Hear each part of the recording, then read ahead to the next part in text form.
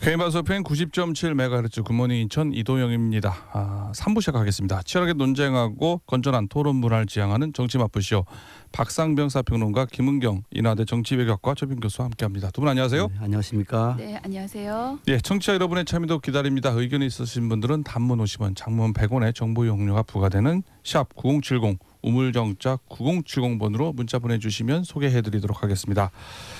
6.3 조기 대선 한 달도 채 남지 않았습니다. 대선 전국 하루가 다르게 새로운 변수들로 요동치고 있는데요. 지난 5월 1일 대법원이 더불어민주당 대선 후보 이재명 후보의 공직선거법 위반 사건을 유죄 취지로 파기환송했습니다. 그런가 하면 같은 날 한덕수 전 대행 대선 출마를 선언하고 광폭 행보를 보이고 있는데요.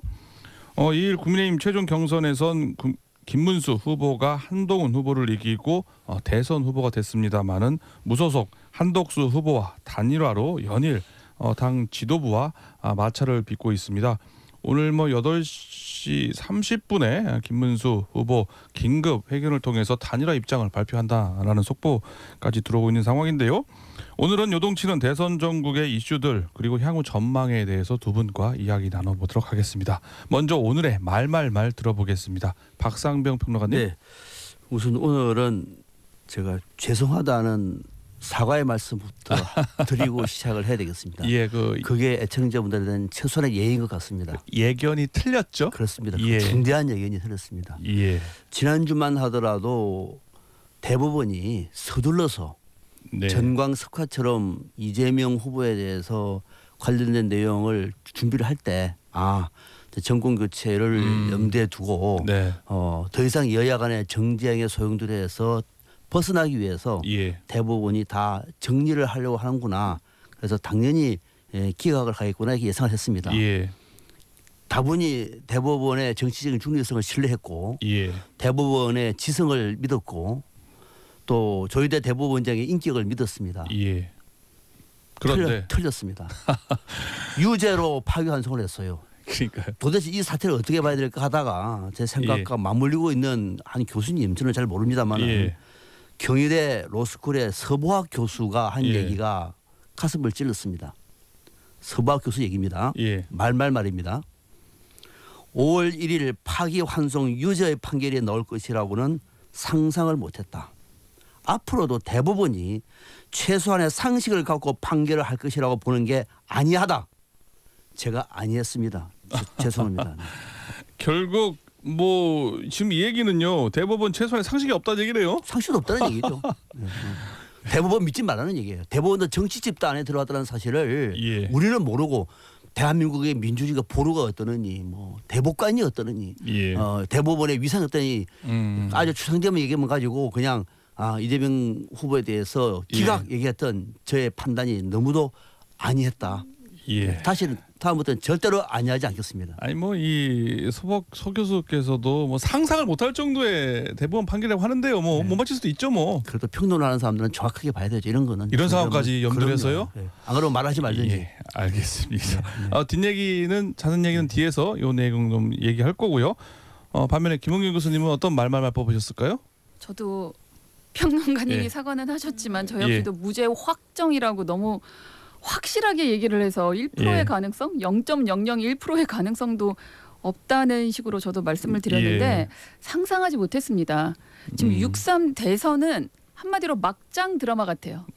막장 드라마의 가장 큰 요소가 예. 반전의 반전의 반전. 예. 이재명의 대법 선거도 반전이었고 예. 김문수의 버티기도 사실 반전이고 또 예. 어떤 반전이 있을지 모르겠는데 그러게요. 한동훈 전 국민의힘 대표이자 마지막 최종까지 올라갔다 떨어진 예. 한동훈 전 대표의 말을 뽑아왔습니다. 예. 이게 어디서 한 얘기냐면요. 지금 계속 라이브 방송을 하고 있습니다. 한동훈 전 대표가.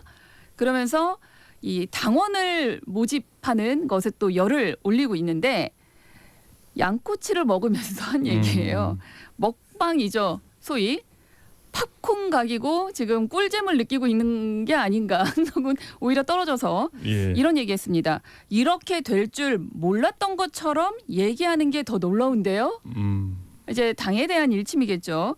결국 이렇게 될 줄도 모르고 저를 맡기만 하면 된다. 뭐 이렇게 생각했던 건가요? 예. 라고 얘기했습니다. 이거는 뭐 김문수 후보의 이런 반전의 모습을 미리 예상했는데 그것도 모르고 날 떨어뜨렸냐 뭐 이런 얘기인가요? 그렇죠. 근데 그게 김문수 후보가 아니더라도 누가 그렇게 해서 최종 후보가 됐는데 그걸 고스란히 드십시오 하고 내줄 후보가 상식적으로 있겠느냐 이런 걸 생각을 못했다는 게 당 지도부가 참 한심하다. 그리고 나만 떨어뜨리면 한덕수 후보가 국민의힘 후보가 될 줄 알았느냐. 예. 예, 잘 됐다. 사실 쌤통이다. 그 얘기는 우리가 이 정치 맞불쇼에서 많이 얘기를 했었습니다. 경선에서 뽑은 후보를 말이에요. 그렇게 단일화를 뚝딱 시킨다는 게 말이 안 되지 않느냐라고 평론가님도 많이 말씀을 하셨는데 교수님이 뭐 또 교수님은 생각해 보니까 한동훈 후보가 최종 후보 된다고 그렇게 예상하지 않으셨나요? 다 틀렸나요? 예, 그러니까 말씀드렸잖아요. 반전의 반전. 근데 오히려 저는 예. 잘 된 것 같습니다. 아, 잘 된 것 같아요? 네. 뭐가요? 국민의힘이 이제는 최악의 선택만이 남아 있는 상황이라서 예. 그나마 한동훈 전 후보가 예. 전 대표가 최종 후보가 됐을 때 예. 좀 어떻게 보면은 민주당으로서는 가장 좀 힘든 예. 후보가 될 수도 있었겠다. 예. 하지만 이제는 뭐 그 카드는 사라졌기 때문에 예. 이제는 정말 어떤 카드가 나와도 어떤 수가 나와도 상관없습니다. 문수든 덕수든 안 나올 수도 있을 것 같아요. 예, 알겠습니다. 타당의 불행은 곧 우리 당의 행복이다. 뭐 그렇게 되는 건가요? 아유 뭐 그렇게까지는 아니고요. 네, 알겠습니다. 저기 앞서 먼저 그 평론가님 네. 말만을 뽑으셨잖아요. 네. 그 얘기 좀 잠깐 먼저 시작을 할게요. 네. 이번에 대법원의 판결, 참 이 상상 못했다고 말씀하셨잖아요. 어떻게 평가하시는지 그 얘기 좀 나눠보고 다음 주에 좀 나눠볼게요. 어떻게 보셨습니까, 평론가님? 이와 이제 내용들을 쭉 제가 짚어볼 때 예, 대법원에서 왜 이렇게 판단을 했는 것인가에 대해서 좀 고민이 많았어요. 예, 그래서 대법원 내부의 얘기를 그 코트넷이라고 있지 않습니까? 네, 관련된 내용을 쭉 짚어보니까 대법원에서도 한마디로 난리가 났어요. 이 지금 뭐 조희대 대법원이 물러나라. 예, 반 이재명 정치 투쟁의 선봉에 조희대 대법원장이 섰느냐 등등 얘기를 해서 저는 이런 것들을 보면서 무슨 생각이 드냐면은 사실 우리 국민들은 순진하거든요. 예, 대법원장 하면 존경을 합니다. 그렇죠. 대법원장 하면 존경을 하고 또 이번에 이분은 이번 사건 전까지만 하더라도 뭐 꽤 존경을 받았던 분이라고 해요. 뭐 저는 잘 모릅니다만. 네, 그러나 이 결정적인 상황 속에서는 인간의 본질을 드러낸다는 거예요. 한 줌도 안 되는 그 기득권의 논리에 사로잡혀서 국민들을 졸로 본다는 거예요. 얼마나 국민을 무시했으면은 대법원장이 그 옆에 대법관 10명이 끼어들어가지고 이런 식으로 판단을 합니까?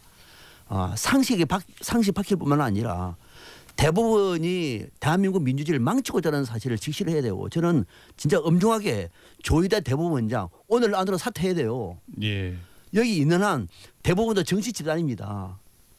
국민들이 분노를 모르면은 저는 사람이 아니라고 봐요. 법원의 정치적인 중립성을 위해서 상권 분립의 가치를 지키려고 한다면은 먼저 조희대 대법원장이 두말하지 않고 사퇴해야 됩니다. 후배들에게 미안하다. 국민에게 무릎 꿇고 죄송하다. 나의 오판이 따뜻한 곳에서 평생 법관하다가 세상을 볼 줄 몰랐다. 내 같은 사람이 대법관 하는 게 부끄럽다. 물러나는 것이 저는 국민에 대한 최소한의 예의라고 생각합니다. 예. 조희대 대법원장의 정치적 의도가 다분했던 이번 대법원 전원 합의체 판결에 대한 말씀이실 거죠? 당연한 거죠, 그러면. 예. 네. 저도 이번 대법의 선고는 정치 재판이었다라고 예. 저는 볼 수밖에 없습니다. 지금 사법부가 정치적 중립을 위반했다는 건 저는 헌법 위배라고 생각을 해요. 네. 그리고 지금 안 그래도 나라가 혼란스러워서 여기에 어떤 사법부가 조금 더 나라의 안정과 예. 이 국정을 위해서 오히려 좀 더 공정하게 보여져야 하는데 오히려 적극적으로 끼어들어서 지금 나라를 더 혼란스럽게 만들고 있는 이 사법부에 대해서 국민들뿐만 아니라 말씀하셨지만 오히려 사법부 내에서의 조희대 대법관에 대한 사퇴뿐만 아니라 지금 사법부에 대한 각성을 요구하고 있습니다. 그런 점에서 이번 대법원의 유죄의 그 파기환송 부분은 예. 정말 이 정치 혼란을 가중시켰고 국민들의 어떤 권리까지도 침해했던 저는 그런 판결이라고 생각합니다. 예, 평론가님, 네. 그 대법원장이 말이에요. 그 뭐 소부에 있었던 거를 바로 전원 합의체 회부시키고 이례적으로 그렇게 초단기 내에 지금 이제 파기환송을 하지 않았었습니까? 네. 그런데 선거법 위반 파기환송심 첫 공판을 대선 이후 6월 18일 날로도 지금 연기를 한 상황 아니겠어요? 네. 어떻게 보면 참 대법원장 입장에서는 민망해요. 모양 빠지자는 일 아니겠습니까? 그러니까 대법원이 오늘도 자리에 있을 자격이 없는 거예요. 이런 대법관을 또 대법원장을 두고 대한민국이 어떻게 민주주의를 얘기합니까? 고등법원에서 그렇게 하더라도 대법원에서 그건 뭐냐. 지금 선거 한 달 앞두고 이거는 민주주의 국가에서 극도로 회피하는 것이기 때문에 말이 안 된다면서 대법원이 말려야 되잖아요. 예. 대법원이 하고 고등법원에서 말려요.